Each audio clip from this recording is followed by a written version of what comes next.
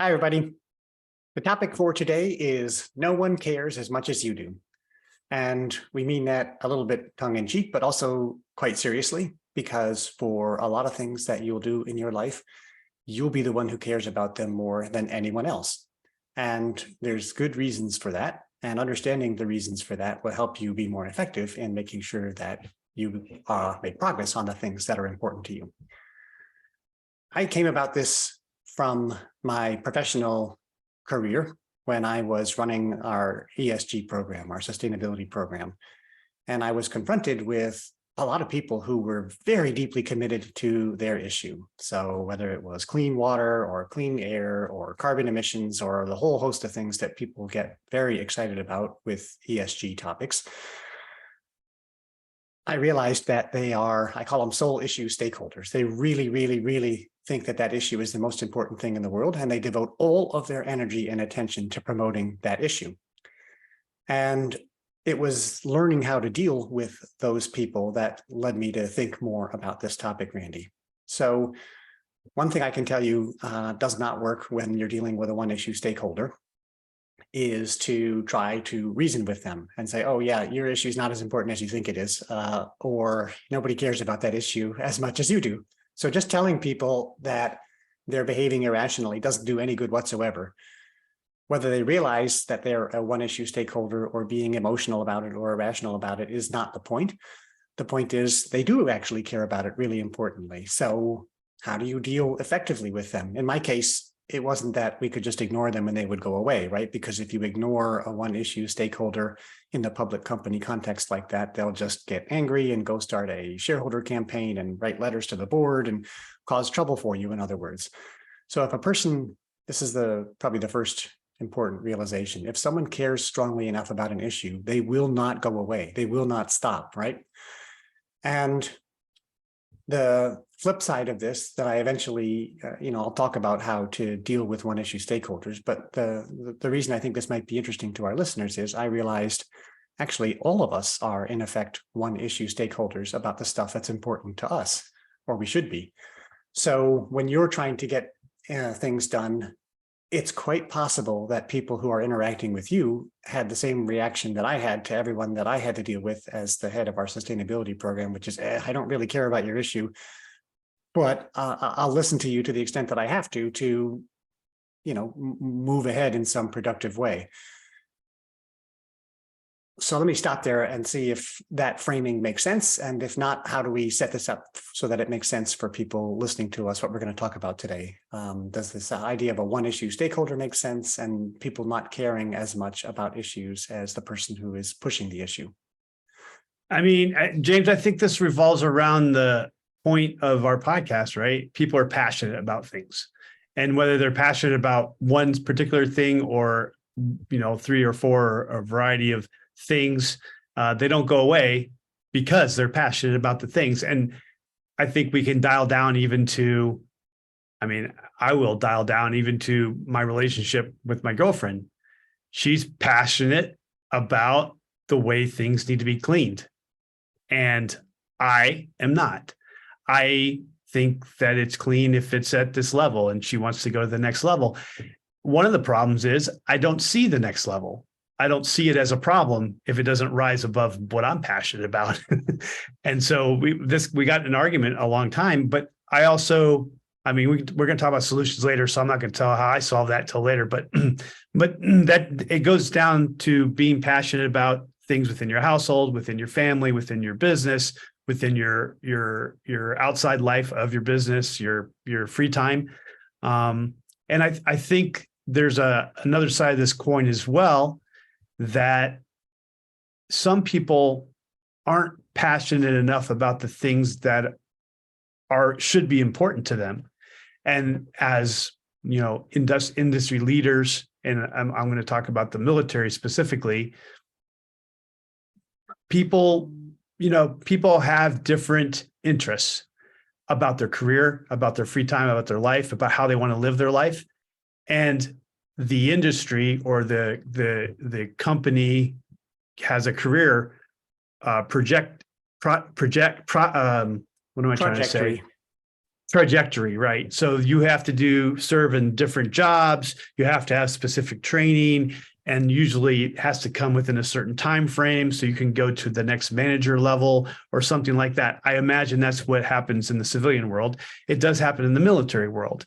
And in the military world, if you don't get promoted before a certain time in the military, like 15 years or some certain deadlines, then you get removed from the military. And in some cases, you get removed from the military before your retirement age if you don't make it certain promotions at certain times. And so I was always saying, hey, you don't seem to be involved in your career.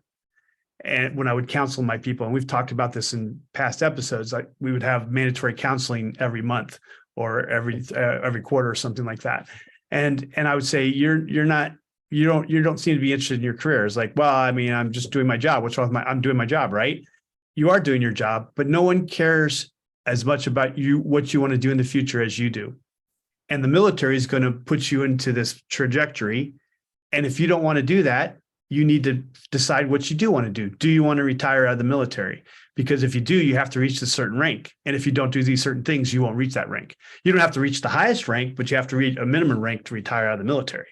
And if you don't want to be in this manager level, because there is a management and then there's a staff kind of worker bee, two different trajectories with you can get the same rank and the same pay. They're just two different directions. And if you don't want to go this way and people think you should, they can arrange it so that you will if you don't do anything about it. And then there's some people that just want to get out at 20 because they have different ideas of what their life what they want to do when they get out of the military. And that's fine too. But if you don't make up your mind soon enough, you maybe find yourself not very happy in the work you're doing because you weren't passionate enough about how your career's turning. Okay, so there's some good things to take out of what you just described. Thanks for bringing in the passionate part of why we're talking about this. And you're right. I'll add the passionately wrong part from the sense that when we're focused on something as individuals, it's obviously important to us, and it's easy for us to get attention and motivation to think about it and talk about it and work on it. The mistake that we can sometimes make is that anyone else has the same level of interest as we do. So if you think someone else cares as much as you do about your issues, you're not only passionate, you're passionately wrong. And it's not that people have interests that are opposed to ours. It's not that they're trying to get us to do something that we don't want to do. It's actually, when you talked about no one cares as much as you do, it's actually partly they don't know. And they don't know if you don't raise it and, first of all, think about it yourself. So specifically, if it comes to the decisions you're making about your career that you discussed a second ago, do I want to go down this path, the management path, or do I want to go down the staff path? Your company, your organization is always going to be trying to do the most amount of work that it can productively with the least amount of effort. And that means, if you don't raise your hand and say you want to do something differently, well, they're just going to shunt you over here where they need you. And it may be a good fit for your skills and your interests. It may not. But if you don't raise your hand and say, well, hey, actually, I am interested in this, let's talk about how to get there. That creates work and stress and hassle for your organization. Your boss now has to say, oh, is there a way for me to accommodate Randy's needs and interests? But I learned over the years, it's much better when an employee actually does think about what they want and then raise it with me. Because what happens if they don't? What happens if you never raise your hand and say to your boss, hey, boss, I actually would like to go over here and spend time working overseas. I don't want to get into a command job where I don't ever travel again. At first, they have to deal with it, yes. But if you have a desire that you don't raise and try to get addressed, you're just going to be unhappy, which raises the likelihood that you're ultimately going to quit or leave or, not be as a productive an employee. So what I want to say is it's better for you and for your organization to think a little bit about what it is you care about and then raise those topics in an appropriate setting so that, it's only fair, right? You do spend a lot of time working hard for your organization. I think a good organization, whether it's private or military or whatever, owes it to its employees to think about how to give them a rewarding career. But it's not going to happen by accident, because the default is, hey, what is the need of the organization? How do I get my organizational needs met with the least amount of friction? So yeah, I understand your point. I like that you can apply it to probably one of the most important things that you will have to deal with in your life, which is the direction of your career, where you spend time studying, working, what do you spend time working on? What do you do though if you don't know what you want, right? I meet a lot of people starting out in their career and they're just not sure, either because they don't have enough experience or exposure. How do we instill in people the attitude about taking responsibility for their career, showing some curiosity, understanding what's out there?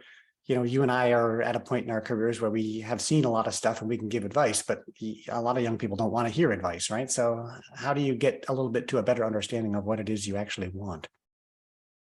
So are you speaking on as if you are the person trying to figure it out, or you're as a supervisor trying to mentor somebody? I would start from the perspective of anybody trying to get a better sense of what they want. But however it makes sense to you to get into it, Randy, how do people figure out what it is they want? Well, I think that comes with research. I mean, it comes with, trying to figure out what your job's all about, how it works, what the possibilities are. I know after I got out of the military for a year, I worked for Booz Allen Hamilton, which is huge, giant. I mean, it's got its fingertips in like a little bit of everything. And when my contract was not continued at the end of my first year there, they opened the doors and said, hey, maybe you'll fit somewhere else. These are all the jobs out there available. And if you're interested in one and show that you have the ability to do it, we'll give you a test. Then we'll send you the training for free, and you can start there, because we've already vetted you. You've worked for a year. You've been in a loyal worker, an employee, and we want to keep you around, because otherwise we have to onboard someone else, and that takes 6 months or whatever. So I don't know. I'm sure every company's not like that, but Booz Allen Hamilton, I got to give them thumbs up. They were awesome with the transition, and they even said, hey, put all your requests in for whatever positions you want, whatever training you want, and we'll give you, 3 weeks or a month, I think, month pay while you're trying to figure it out. Even if you want to interview with outside the company, we want you to be happy because you did a really good job for us. So I think, I didn't, for that first year I was working for them, I had no idea they had all these jobs available. I never even thought about it, but it was available to me in their system. I could have gone on to their, internal website that everyone had access to and looked and figured it all out and understood it. So I think that lies a little bit on, the person trying to figure out what they want to do with their life. They have to do the research. They have to figure out what they love to do and what they don't like to do. And then they have to figure out what's available. And if the company they're in doesn't have that available, then maybe they need to shift over if they really want to be happy. I think what you're describing with what happened to you at Booz Allen is a good point, and it illustrates for me something important. Companies actually are happy to keep average and better employees, because it's hard to find good employees who are a cultural fit. And that means there's an alignment of interests that you shouldn't take for granted. Companies are happy to have employees who are motivated and hardworking, and they're happy to find a place for you to use your talents well. That might be in the job you're in. It might be in some other job they don't know and you don't know, unless you talk about it with them and explore and do some research, like you just said. What I also observed a lot in looking at my company, and we prided ourselves on keeping people for the bulk of their career. If we got a good employee, we were delighted if we could keep them for 10 years, 15 years, 20 years. I see a ton of people who think they've got to move jobs every year and a half, 2 years. And I think, yeah, maybe, depending upon what you're looking for, but you can also make a ton of progress staying in one organization and learning how to be effective in that organization. And anyway, my company was very happy keeping people, but the problem we sometimes ran up against was people had too fixed an idea in their head of what the next step needed to be. So they had a career plan and they said, okay, I want to become CEO in 5 years. And to do that, I need to get this job and this job and this job. And our HR and management would come to that person and say, look, we support your ambitions. We want to help you progress in your career. We're now offering you this job. It looks like a lateral job, so it's not an obvious promotion. It's a sideways move, but it's going to give you exposure to new people. It's going to give you an opportunity to learn some new skills that you don't have. And we see this as a step for you in your desired career path. And people would resist us and say, no, I need a promotion for my next step. And we'd say, this is the way to get there. You might take 2 steps sideways, but then you'll leapfrog over somebody who didn't. And that suggests to me that, we started this by saying, how do you figure out what you want? And you said, do some research. And I guess I've coming to the point that sometimes being too focused on what you want makes you inflexible at looking at alternative ways to get there. And if you're in an organization that supports you and wants you to go ahead, sometimes it plays to go along a little bit. Or here's another one. Even if the lateral move isn't an obvious step in your career, where you can say, okay, I can see how that's going to give me skills or exposure to people or whatever, some experience that's going to help me. What if it's just a scut job that needs to be done for a year and no one else is willing to do it, but you say, okay, yeah, I'll do it. We talked in previous episodes about the benefit of volunteering or going along. I do think there's something to that as well. Being able to say, all right, I won't take only the glamorous jobs, only the ones that are obviously beneficial to me. Sometimes I'll do something that needs to be done that no one else is willing to do, on the assumption that I'm going to build goodwill and my company's going to appreciate it. Yeah, I don't know if that's already getting off topic a little bit, but.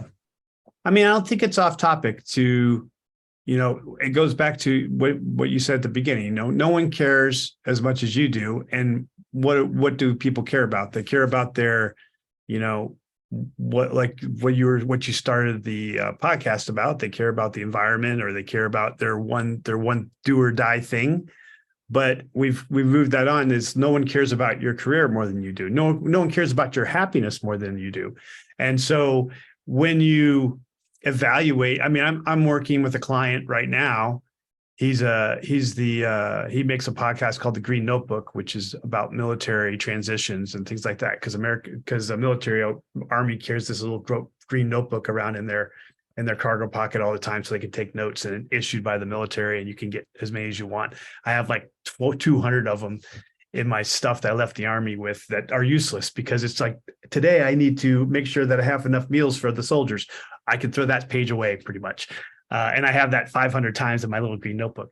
But it's really been beneficial for a lot of military people. A lot of military people are listening into that.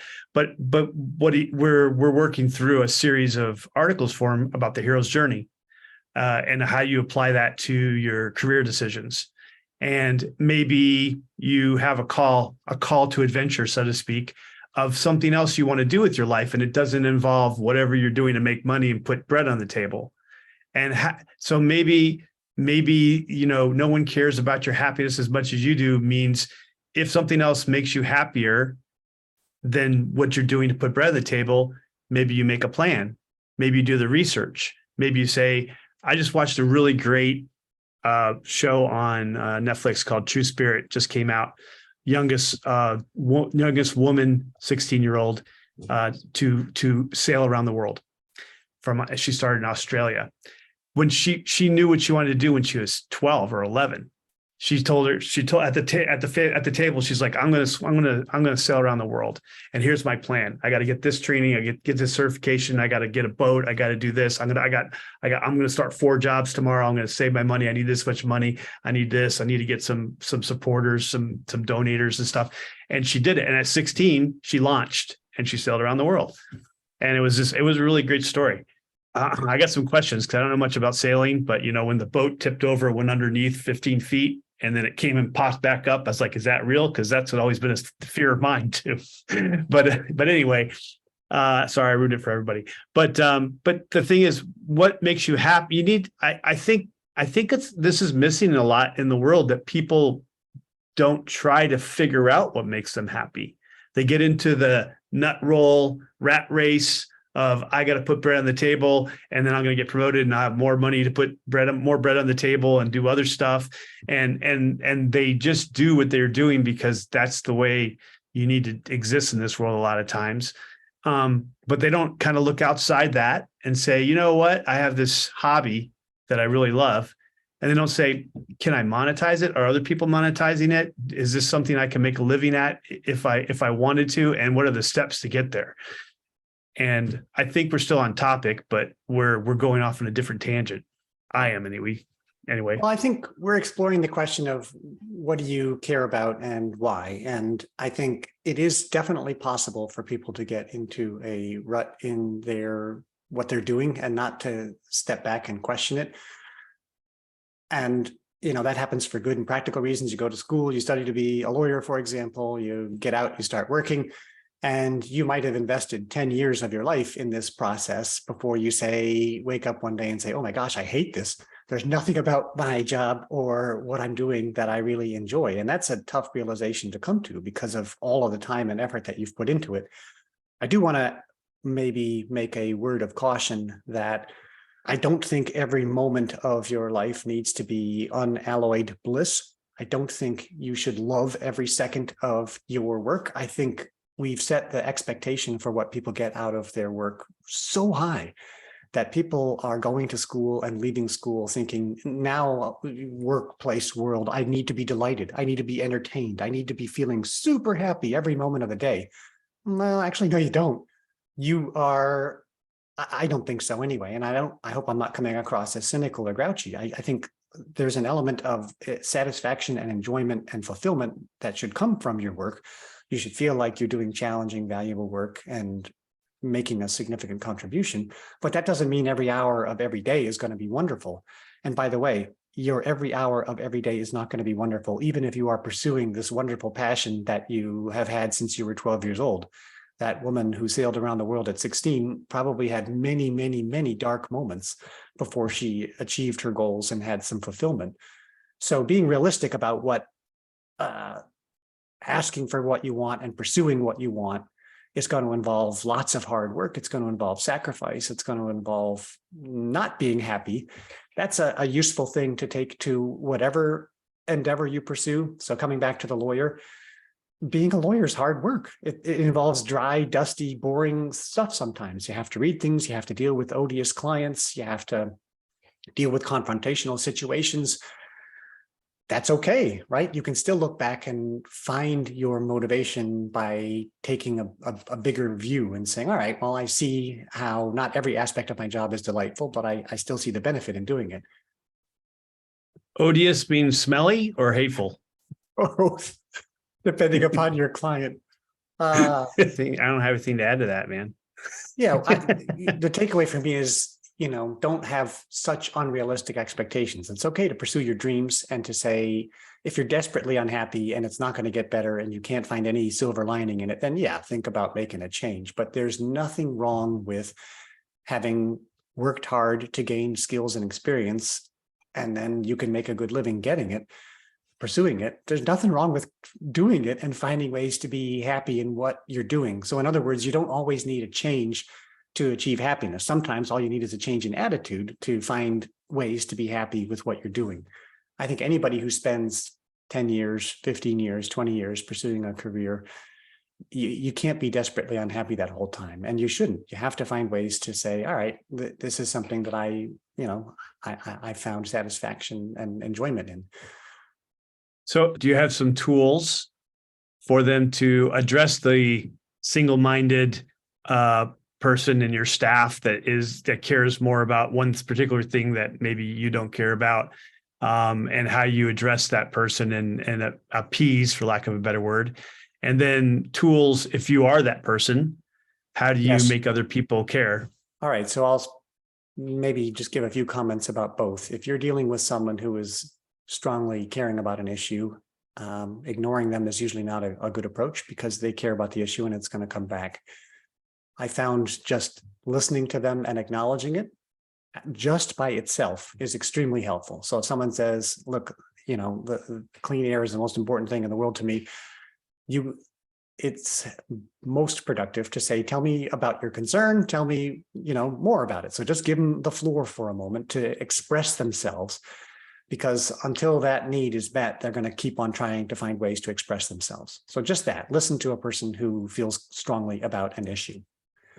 Then I find that if you try to turn the conversation in a productive way by saying, all right, I hear you, I understand what your issue is. Let's try and figure out if this is an issue that I or my company or my organization has a significant influence over. We're a software company. We don't actually produce anything that creates pollution. We aren't really a big contributor to, this particular problem. I think, we maybe could have a bigger impact over here when it comes to working conditions for people or whatever, and sort of try and create some rational link to what's your company's impact or your individual impact. That little two-step approach of saying, I hear you, and let me tie it back to something that I can influence seems to help with the one issue stakeholder. So I would add something to that. And I don't know how you feel about this, but when people in the military came to me with their single point of passion, I would say, I hear you.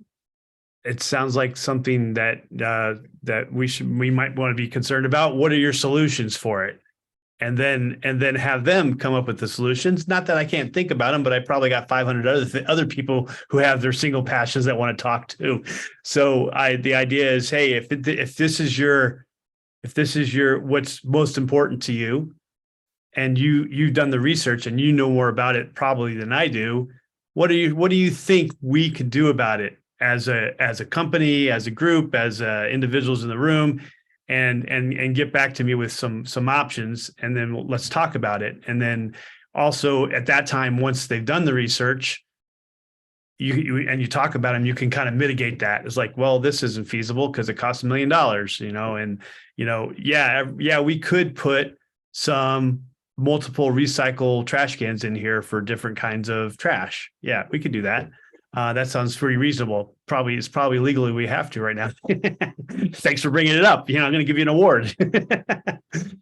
No, I think, I like that from the perspective that it puts a little bit of the responsibility back on the person, which is, just because they raise the issue doesn't mean it becomes your problem that you have to solve. I was a little hesitant about doing that too openly because the people I was dealing with had no problem making outrageously unreasonable demands. Oh, well, you should close the company and, then you won't have any more impact on the environment. Well, yeah, we could do that. Or you should only hire blind people from now on because, people from diverse backgrounds will be better employees, or, they would come with and legitimately expect us to implement very one-dimensional solutions. But this takes me to the second half of your question, which is, if you are a person who cares strongly about an issue, how should you deal with the world? And I think we can absolutely take maybe two pieces to heart, and they would be recognize that no one else cares as much as you do. And like you just said, if I'm the boss, I have 500 other people bugging me and 500 other things on my mind. You've got to recognize that you are competing for attention. And so one way people do that is by becoming more strident, more vocal, more insistent. That works to a point. If you see the person's never going to go away, you might devote some attention to them, but it also makes you a bit annoying. So it's not necessarily always the best way to go. I found the best way to deal with getting a portion of people's limited attention was twofold. Simplify your message and repeat your message. So just have a very simple point and not being a jerk about it, but take multiple opportunities to try and raise it. So I'll give you an example. When I had to give guidance on a new compliance topic to the global organization, I knew, there's 16,000 employees who were not just waiting to get an email from me telling them some new law they had to comply with. So you have a limited number of options to get in front of people. Your employees can come to you not every 5 minutes of the day, right? They can come to you every now and then. And then if their message was too complicated, it just goes right over the person's head. So simplifying the message and repeating the message is how I tried to get a little bit of people's limited attention. And I would just carry on my solution for the other one, which is come with solutions of your own. Yes. and especially, if they ask, great. If they don't, you can always provide one of them and say, hey, it's the easiest thing we could do is do this. And it wouldn't cost that much money or whatever. Make it make your first push a simple solution, not close the company down, but hey, we could do this. This would be, this would make it a little bit easier for everyone and would make me complain less. It's actually a really good point, because it also takes advantage of other psychological principles. Once a person takes a step, even a small step, they're more likely to say, oh, I'm the kind of person who cares about, the environment or whatever, that recycling, that issue. And it's easier then to take additional steps. So as a decision management, risk management, psychological principle, just getting people to take even a tiny step is a really good approach. If you get your boss interested in your career and helping you even in a little tiny way, hey, help me understand what my options are. Where can I go look to find out what my organization does for me? And you answer and you say, hey, go look at this website. Well, guess what? You've just created an ally in your boss who now is helping you manage your career. So yes, I like that idea. Come with a very, hopefully you have a whole list of solutions, from the very simple thing to the ultimate goal you're looking for, and then be happy if your organization or your boss agrees to work with you, even on a very simple one. Yeah. So, yep. So we went all over the place. Well, we did get some tools in the end that worked for pretty much everything we discussed, even though we went to the galaxy and back. But hopefully those are helpful to you. Okay, thanks everybody. Thanks. We'd love to hear what you think, so please comment on the show with your thoughts. We read all of your comments. Thanks for joining us, and thanks for subscribing. See you next time.